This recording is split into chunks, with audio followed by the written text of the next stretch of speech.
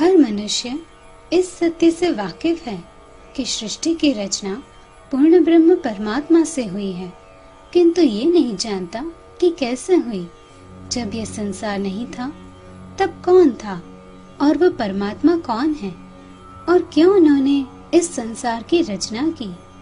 आइए हम स्वयं इस सृष्टि रचना का कारण और पद्धति जान लेते हैं, विराट यानी कि विज्ञान सृष्टि के माध्यम से। जब यह संसार नहीं था तब सिर्फ स्वलीला अद्वैत अनंत कोटि सूर्यों से भी अधिक प्रकाशित पूर्ण ब्रह्म परमात्मा का ही अस्तित्व था, और वे पूर्ण ब्रह्म है अनादि अक्षरातीत श्री कृष्ण जी, और वे 5 प्रकार से लीला युक्त है, सत, चित, आनंद, अनंत और अद्वैत। सत यानी कि सत्ता, उनकी सत्ता सब जगह पर है। चित यानी चेतन, वे सर्वज्ञानी है। आनंद यानी निजानंद। अनंत यानी अनंत लीला करने वाले, अनंत रूप से विद्यमान है। अद्वैत यानी जो सदा एक रस अखंड है। अक्षरातीत श्री राजी महाराज स्वयं चित्कन स्वरूप है। उनके 2 अंग हैं। उनका आनंद अंग है श्री श्यामा महारानी, और उनका सत्ता का स्वरूप है अक्षर ब्रह्म।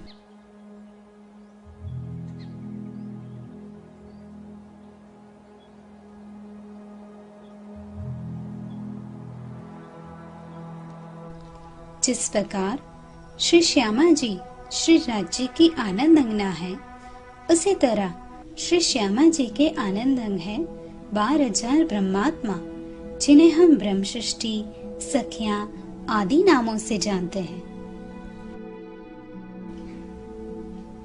और इसी प्रकार से सखियों की आनंद अंग है खूब खुशहालियां।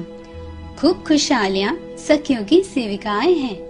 एक एक सखी की अनंत खूब खुशहालियां हैं, जो हमेशा उनकी सेवा में तत्पर रहती हैं। इनके आनंद अंग हैं परम धाम के समस्त पशु पक्षी, और उनके आनंद स्वरूप है परम धाम के 25 पक्ष। श्री राज श्यामा जी, समस्त सखियां, खूब खुशहालियां और पशु पक्षी परम धाम में रहते हैं, जिसमें रंग महल श्री राज श्यामा जी और सखियों का घर है, और अन्य पक्ष में वे सैर को जाते हैं, और सभी परम धाम में अखंड आनंद की लीला करते हैं। अक्षर ब्रह्म श्री राज्य का सत्ता का स्वरूप है, जिनकी लीला का विस्तार विराट में वर्णित किया गया है।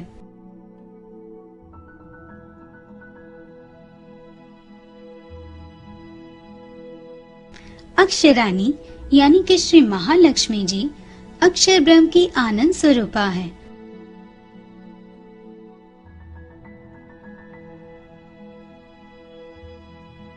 और उनके आनंद अंग हैं 24,000 कुमारिकाएं, जिन्हें हम ईश्वर सृष्टि के नाम से भी जानते हैं। अक्षर ब्रह्म और महालक्ष्मी जी परम धाम में ही रहते हैं, जबकि ईश्वर सृष्टि के मूल तन परम धाम में नहीं है।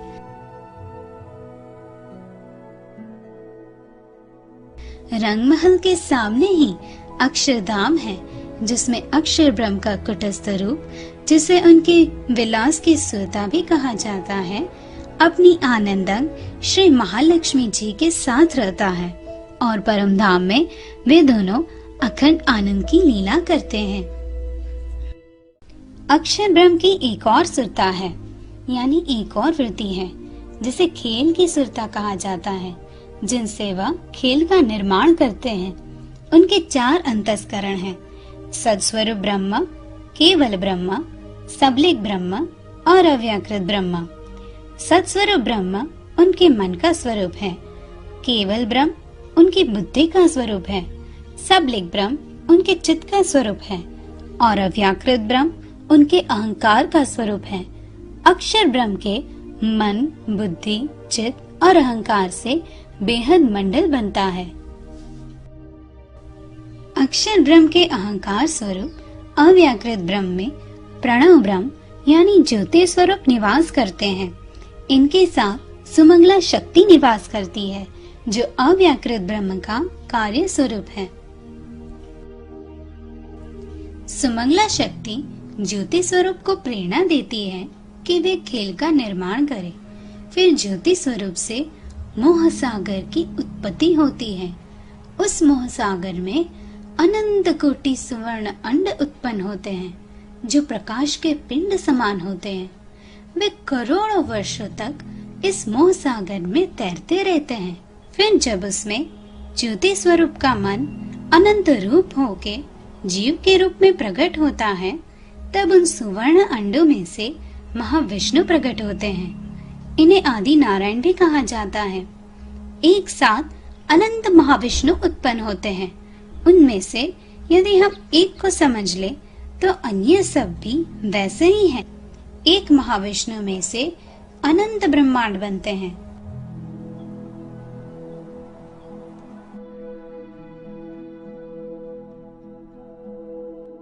महाविष्णु को विराट पुरुष भी कहते हैं और इनके विराट स्वरूप में ही सृष्टि की रचना होती है और अंत में इसी में लय भी हो जाता है। महाविष्णु का मन स्वरूप है शेषशाही नारायण, जो नीचे पाताल में गर्भोदक समुद्र में रहते हैं। उनके ऊपर 14 लोक हैं। मध्य में 8वां लोक पृथ्वी लोक है, यानी कि मृत्यु लोक है, जिसमें हम सब रहते हैं। मृत्यु लोक में नित्य प्रलय होता है, यानी रोज किसी का जन्म तो रोज किसी की मृत्यु होती है। उसके नीचे 7 लोक हैं: अतल लोक, वितल लोक, सुतल लोक, तलातल लोक, महातल लोक, रसातल लोक और पाताल लोक। मृत्यु लोक से ऊपर 6 लोक हैं: पितृलोक, स्वर्गलोक, महरलोक, जनलोक, तपलोक और सतलोक। जब नैमित्तिक प्रलय होता है तो स्वर्ग लोक तब सब लय हो जाता है। स्वर्ग लोक से नीचे सारे लोक का नाश हो जाता है। सतलोक यानी कि वैकुंठ, जिसमें ब्रह्मा विष्णु महेश रहते हैं।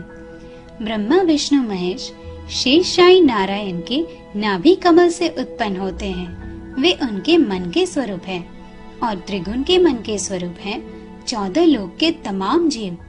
इनसे ऊपर है अष्टावरण, जो 5 तत्व और 3 गुणों से बना है: पृथ्वी, अग्नि, जल, वायु, आकाश, मन, बुद्धि और अहंकार।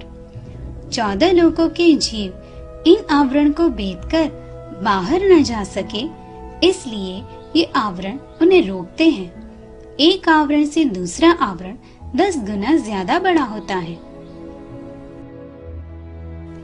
अष्टावरण से ऊपर ज्योति स्वरूप है। अव्याकृत के स्थूल में जो मूल ज्योति स्वरूप है, ये उसका प्रतिबिंब रूप है। जिस प्रकार घंट की आवाज गूंज के वापस उसी में समा जाती है, उसी प्रकार ये प्रतिबिंब भी मूल स्वरूप में प्रलय के बाद समा जाते हैं। ज्योति स्वरूप से ऊपर गायत्री देवी का स्थान है, जिनके पास 4 वेद हैं। गायत्री देवी के ऊपर मोह तत्व है। मोह तत्व के द्वार पर 3 देवियां हैं: विद्या, महाविद्या और सुमना। एक एक देवी में 24-24 हजार शक्तियां हैं। ये शक्तियां हमें परमात्मा तक पहुंचने से रोकती हैं। जब प्राकृतिक प्रलय होता है, तब मोह तत्व तक हर चीज का लय हो जाता है। इसके ऊपर आते हैं 7 शून्य, जो आदि नारायण की इच्छा शक्ति से उत्पन्न होते हैं। इन 7 शून्यों से ध्वनि, रंग, प्रकाश आदि वस्तुओं की उत्पत्ति होती है और फिर वे वापस वहीं समा जाते हैं। 14 लोक के एक ब्रह्मांड की आवाज दूसरे ब्रह्मांड तक नहीं पहुंचती। 7 शून्य अंधकार है, निराकार है, किंतु इसमें से 14 लोक की हर चीज का निर्माण होता है। इसीलिए सब इस निराकार को ही परमात्मा मानते हैं। दुनिया के लोगों की दृष्टि यहीं तक सीमित है, इसलिए वेदों में भी परमात्मा को निराकार बताया गया है।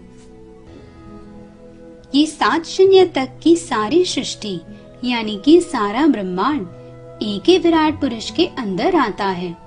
ऐसे कई ब्रह्मांड एक विराट पुरुष में विद्यमान हैं और ऐसे कई विराट पुरुष एक मोहसागर में विद्यमान हैं। जब महाप्रलय होता है तो मोहसागर समेत सारे विराट पुरुष का नाश हो जाता है। आइए अब हम इन 14 लोकों को विस्तार से देखते हैं। 14 लोक में सबसे ऊपर आता है वैकुंठ यानी कि सतलोक। इसमें ब्रह्मा विष्णु महेश रहते हैं। ब्रह्मा जी जीवों का निर्माण करते हैं, विष्णु भगवान सबका पालन पोषण करते हैं और शिव जी सबका संहार करते हैं। तीनों एक ही समान आए हैं और ये तीनों शेषशाही नारायण का मन का स्वरूप है। फिर उसके नीचे आता है तपलोक। तपलोक में संसार के बड़े बड़े तपस्वियों का स्थान है। इसके नीचे आता है जनलोक, जिसमें ब्रह्मा जी के मानसी पुत्रों का स्थान है। फिर आता है महरलोक। इसे धर्मराजा की पुरी माना जाता है। यमराजा और धर्मराजा एक ही हैं। वे यहाँ पाप पुण्य का लेखा जोखा करते हैं और ये तय करते हैं कि किस जीव को स्वर्ग में जाना है और किसे नरक में।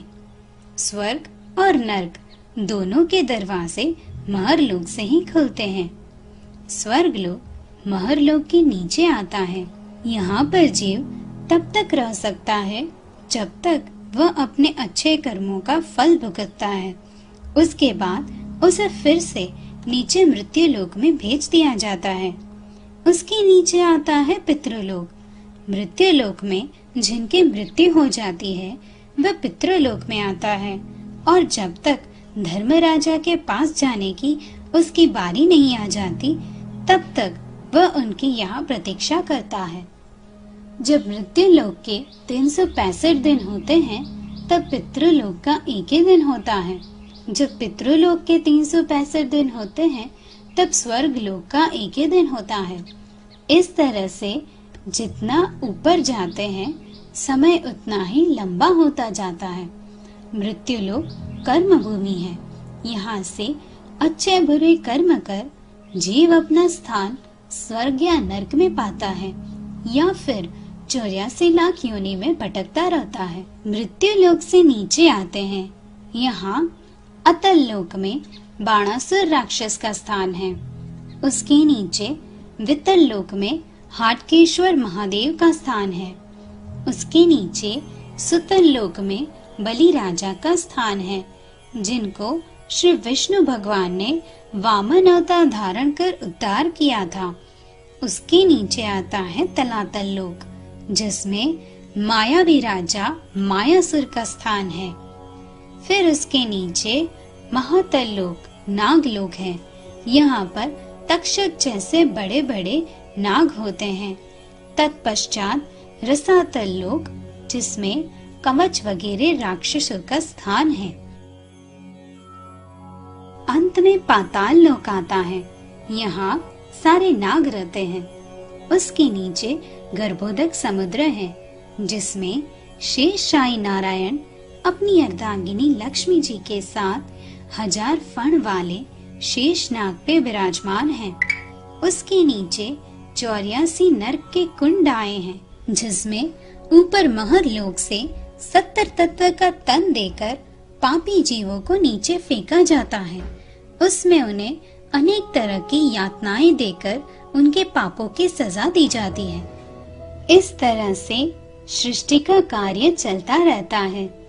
फिर जब महाप्रलय होता है तब 14 लोक अष्टावरण 7 शून्य सब विराट पुरुष में यानी कि महाविष्णु में लीन हो जाते हैं।